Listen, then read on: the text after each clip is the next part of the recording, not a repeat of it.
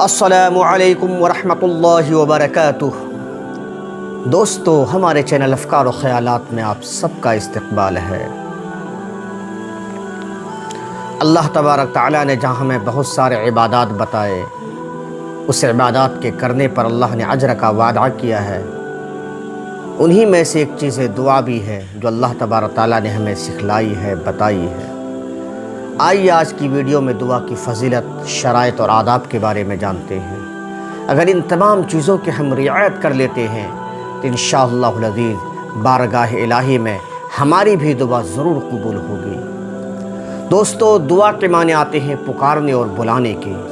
مطلب یہ ہے کہ اپنی حاجت کے لیے اللہ تعالیٰ کو پکارا جائے تاکہ اس کی ضرورت کو پورا کرے۔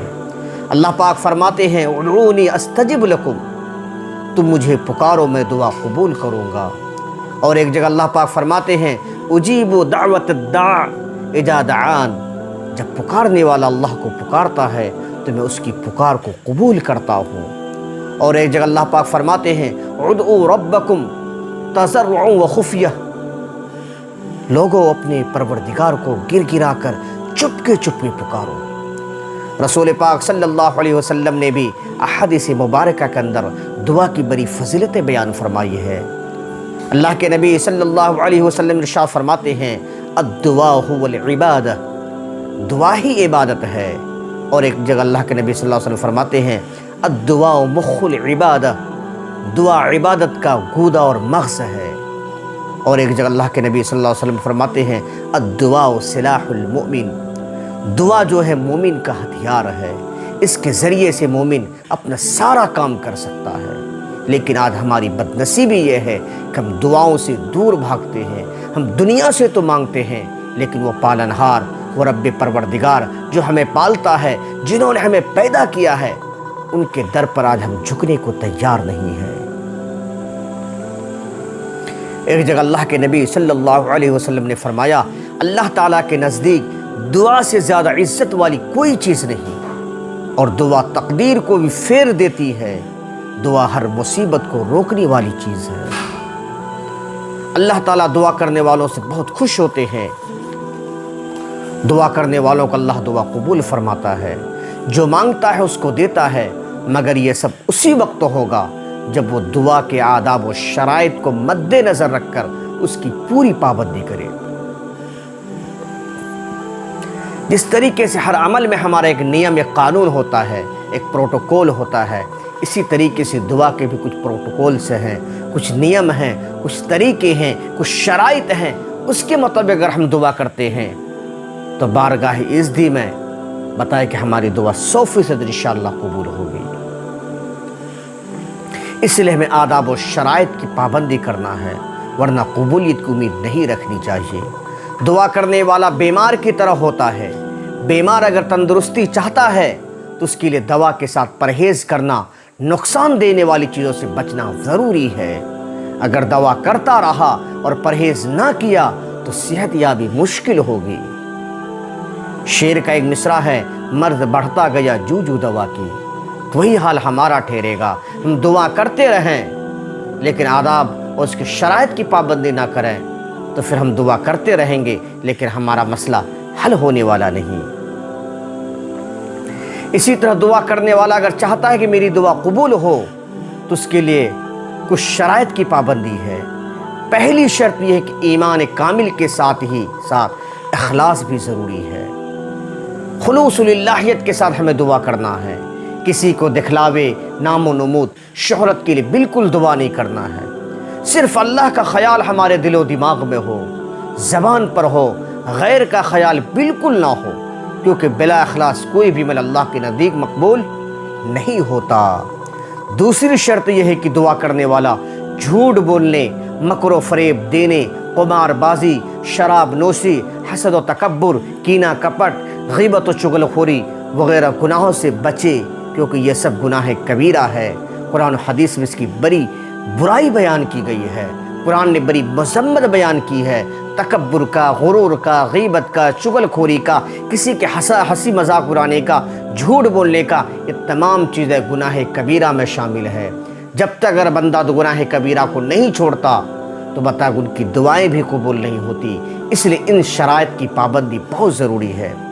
دعا کے آداب کے بارے بھی مختصر سنتے چلتے ہیں تاکہ ہمیں آداب اگر پتہ چلے گا انشاءاللہ ہمارے دل میں خود بخود خلوص للہیت پیدا ہوگی۔ نمبر 1 سے ہم شروع کرتے ہیں تضرع، انکساری، خشوع خضوع سے ہم دعا کریں۔ اللہ تعالیٰ ان آداب کو خود سکھاتا ہے۔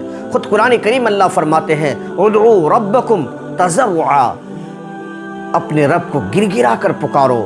یہ سمجھو کہ میرا رب میری بات کو سنتا اور میری ہر حرکات و سکنات کو دیکھتا ہے، وہ میرے سامنے موجود ہے، وہ اپنے بھکاریوں کو ضرور دیتا ہے، محروم نہیں کرتا، اور اپنی حاجت کو رغبت سے طلب کرے۔ خوب گر گرائے، رونے نہ آئے تو بتائیں نہیں کہ رونے کی شکل ہمیں بنا لینی ہے۔ اللہ کے نزدیک رونا ہے۔ ایک روایت کے اندر نبی پاک صلی اللہ علیہ وسلم فرماتے ہیں کہ 2 قطرہ پہ اللہ نے جہنم کو حرام کر دیا ہے۔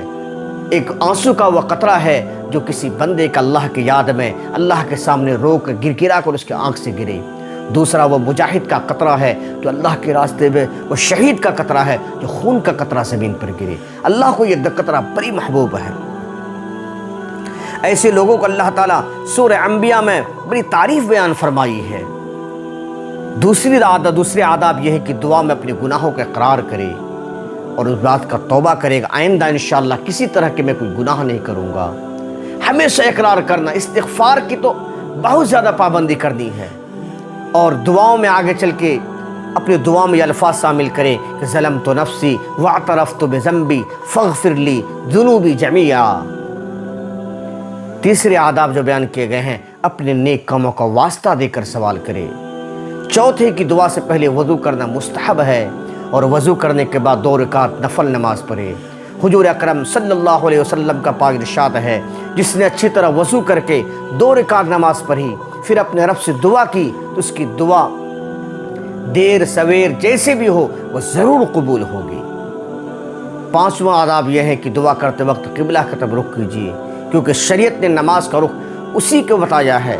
رسول پاک صلی اللہ علیہ وسلم دعا کرتے وقت قبلہ کی طرف رخ کیا کرتے تھے۔ اسی طریقے نمبر 6 آداب ہیں، دعا کرنے سے پہلے اللہ تعالیٰ کی تعریف کیجیے، نبی اکرم صلی اللہ علیہ وسلم پر درود بھیجیے۔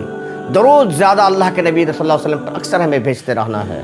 حدیث میں آتا ہے نبی پاک صلی اللہ علیہ وسلم جب پوچھا گیا آپ کی شفاعت کا سب سے زیادہ حقدار کون ہے، تو اللہ کے نبی نے فرمایا جو ہم پہ سب سے زیادہ درود بھیجنے والا ہوگا۔ اللہ کی تعریف کرے، نبی پاک صلی اللہ علیہ وسلم پر درود بھیجے۔ اسی طریقے سے 7ویں جو آداب ہیں، دونوں ہاتھ کشادہ کر کے چہرے اور دونوں موڑھوں کے مقابلے اٹھا کر دعا مانگنا۔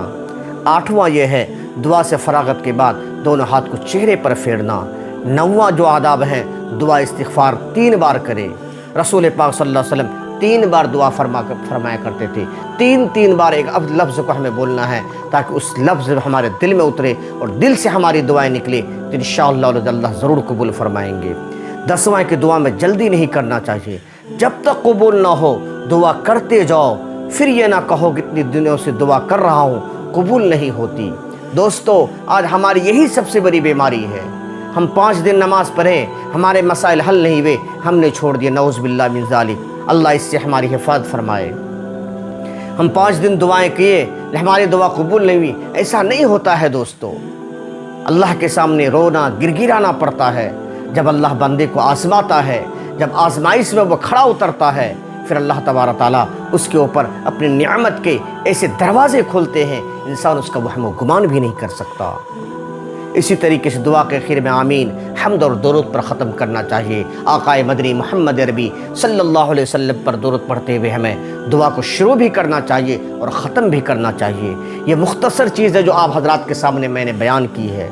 اللہ سے دعا کرے گا اللہ تبارک تعالیٰ ہم سب کو بھی صحیح آداب بتلائے اور صحیح آداب سکھائے، اور ہم سب جو دعائیں اللہ کے سامنے مانگتے ہیں اللہ تبارک تعالیٰ ہم سب کی ٹوٹی پھوٹی دعاؤں کو اپنی بارگاہ میں قبول فرمائے، اور ہم سب کی جائز حلال تمناؤں کو پوری فرمائے، اور دنیا میں جو مشقت پریشانی حالات ہیں اللہ تبارک تعالیٰ ہم سب کو ان تمام مشکلات سے نجات دلائے۔ چلیے ہمیں اجازت دیجیے، جو حضرات ہمارے چینل میں نئے ہیں ان سے درخواست ہے کہ ایک بار ہمارے چینل کو ضرور سبسکرائب کریں۔ اللہ تبارک تعالیٰ ہم سب کو یہی دین متین پر قائم اور دائم رکھے۔ جزاک اللہ۔